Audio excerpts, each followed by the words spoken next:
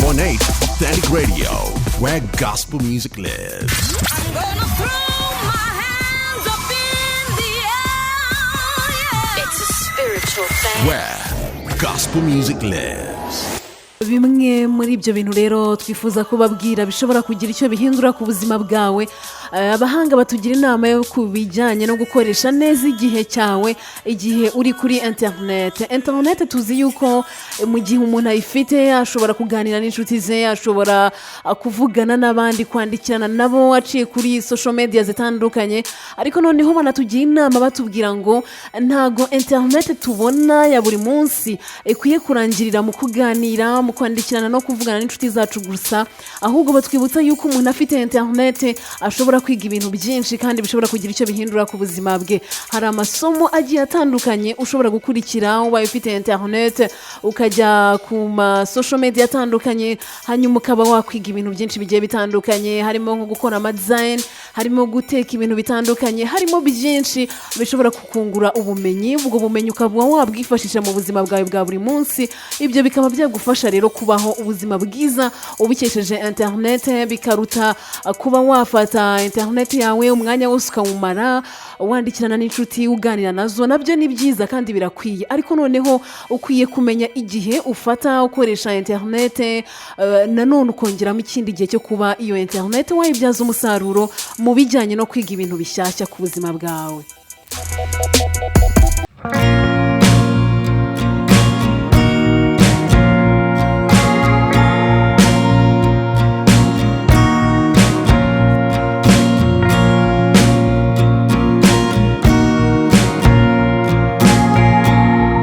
Ikindanga rero bagenda bakubwira nyine, barakubwira ngo jya ugerageza byibuza ku munsi kwandika ku byo wize, ngo ugerageze byibuza kwandika nk'amagambo 400 ku munsi nyine, ngo kugira ngo byibuza bigufashe gutyaza ubwenge nyine, bigufasha kwibuka ibintu wagiye wiga mu buzima bwawe nyine cyangwa se mu masomo yawe, bigatuma nyine bituma nyine ngo byongera gutuma usubiza ubwenge ku murongo, bikibutsa ubwonko nyine bya bintu byose waribagiwe, ngo bityo bikagufasha nyine no mu gihe uzaba wenda se ugiye mu kazi cyangwa se aricyo ugiye gukora, bityo uzabe wibuka ibijyanye n'amasomo wize, bigufashe gukora akazi kawe neza, ngo ntugafate umwanya ngo wicare gusa nta kintu urimo gukora.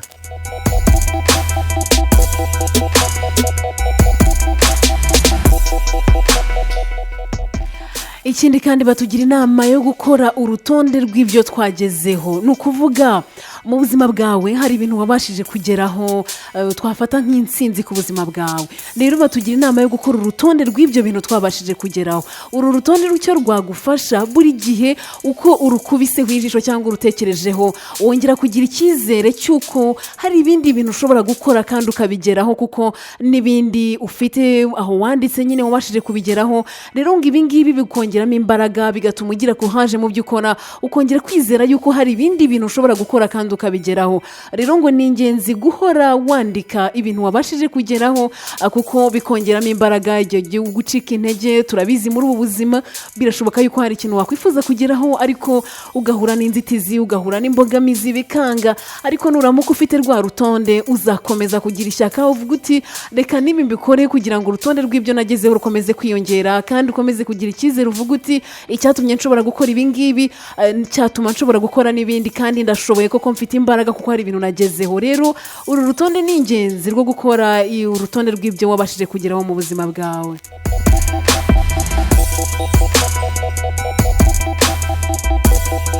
Ikindanga rero barakubwira ngo gerageza ngo byibuza gufata umwanya ukina udukino tutuma uruhuka mu mutwe. Ahangaha rero imikino imwe n'imwe bakubwira ya mikino yishushanyije nyine, urugero wenda bakubwira ahangaha bakubwira nka dam, bakubwira igisoro ndetse n'indi mukino bita ngo ni eshek.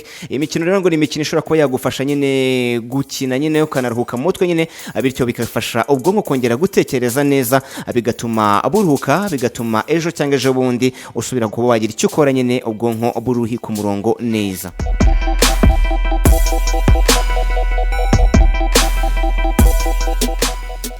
ikindi kandi batugira inama y'uko buriya ngo kugira inshuti z'ingenzi cyangwa inshuti z'umumaro ku buzima bwacu biri mu bintu bishobora gutuma ubuzima bwacu buhinduka bukava mu cyiciro kibi bukajya mu cyiciro cyiza. Rero batugira inama zo guhitamo inshuti nziza tukibanda kuri za nshuti zitaduca intege mu byo dutekereza gukora, ariko hatari na ba bandi baterera iyo, ariko hari inshuti tugira ziba hafi yacu, wa muntu ubwira uti sha ndi gutekereza gukora akana kanaka, akakubwira ati ariko se nawe urabona ibi bintu wabishobora.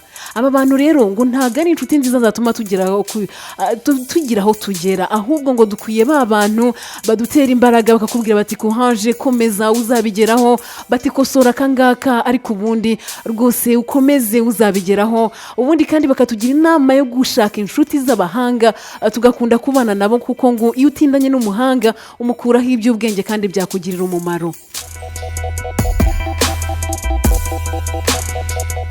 ahangaha rero kandi ikindi barakubwira ngo gerageza byibuza ku munsi nyine ushake ibyo wasoma kandi usome byinshi, ngo kuko burya ngo gusoma biri muri bimwe byagufasha nyine gutyaza ubwenge nyine bigatuma uzavamo umuntu usobanutse. ahangaha barakubwira rero nk'urugero nyine barakubwira ngo niba ushaka kuba wafata umwanya wo gusoma ugasoma umwanya munini ugasoma kandi byinshi, ngo ubishoboye ngo wajya uhera ku binyamakuru ukaza kuva mu binyamakuru werekeza mu bitabo, ngo ibingibi bizagufasha kuba wafata umwanya ugasoma byinshi kandi byazagufasha mu minsi iri imbere, bikanatuma n'ubwonko bwawe buhora butyaye kandi bufite byinshi buzi byagufasha mu minsi iri imbere.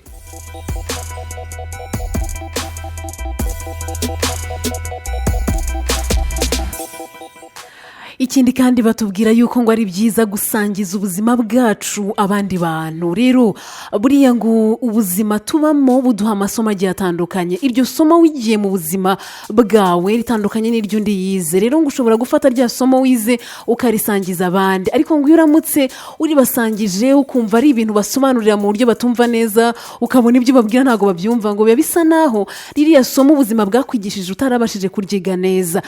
Kiriya gihe ngo biba bisa naho uri gutanga icyo udafite. Rero ni byiza yuko twajya dusangiza abandi amasomo twize mu buzima, kuko mu gihe hari isomo wize neza ushobora kubwira umuntu uti naciye mu bintu runaka byari binkomereye gutya na gutya ariko nabashije kubivamo amahoro. Uwo muntu akaba yakuramo isomo koko rifite icyo ryamumarira. Ariko mu gihe utabashije gusobanura neza uko urugendo rwawe rwari ruteye, iryo somo wigiye mu buzima ngo bisa naho ntacyo wigeze wiga.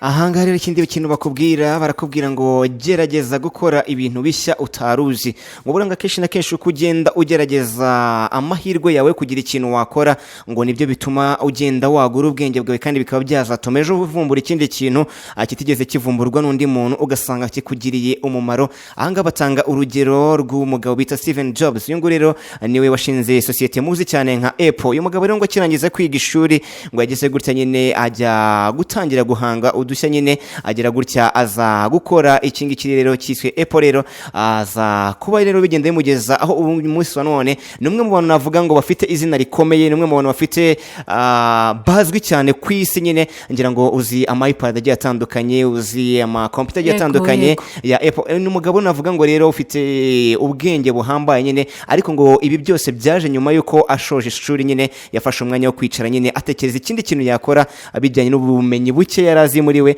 agenda agerageza, bityo biza kumuviramo kuba yaza kuvumbura iki ngiki rero agikoreye cyaje kuvamo sosiyete cyangwa se kampani yitwa Apple. rero bimuviramo kuba umwe mu bakire bazwi cyane kuri isi yaremba. barakubwira ngo nawe gerageza byibuza kugira ibyo ukora, ugenda uhanga udushya umunsi ku wundi, ntawamenya ejo nawe hari icyo wavumbura cyaza kugira umumaro kikanagira n'abandi umumaro muri rusange.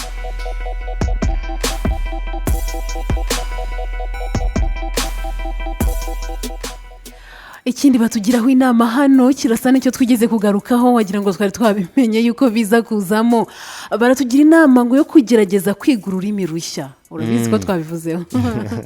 rero ngo ni ingenzi cyane ko wakwiga ururimi rushya, ngo ntawamenya ubuzima bushobora kukwerekeza mu gihugu cyangwa se kuguhuza n'umuntu wakugirira umumaro, ariko ugasanga uwo muntu aravuga ururimi rutandukanye n'urwo wavukiyemo. rero ngo ni byiza yuko twagerageza kwiga izindi ndimi zitari izacu twavukiyemo, ibi ngo byagufasha mu buzima bwawe.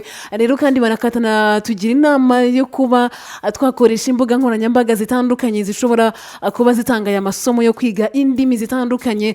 Rero ni muri bwa buryo bwo gukoresha interineti mu buryo bwiza, wihugura muri byinshi, wiga byinshi bitandukanye, harimo no kwiga indimi zigiye zitandukanye, kuko ejo n'ejo bundi ushobora gukenera ururimi runaka kandi waragize umwanya wo kurwiga nyamara ntuwukoreshe neza. Ubwo rero tangira none wiga indimi nshyashya ukoresheje interineti, hanyuma bigufashe ko uramutse uhuye n'umuntu wakugirira umumaro, uramutse ugiye mu bihugu by'amahanga washobora kubaho kandi neza.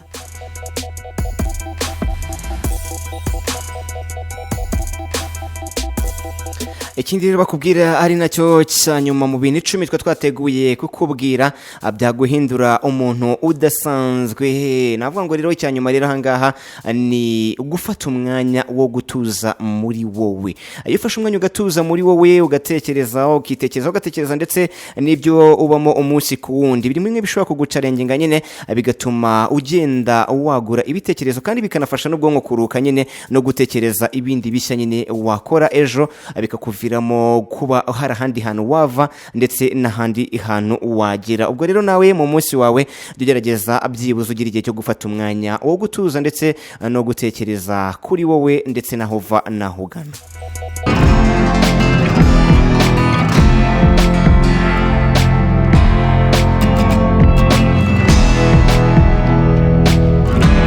Authentic Radio, where gospel music lives. I'm gonna throw my hands up in the air. Yeah. It's a spiritual thing. Where gospel music lives.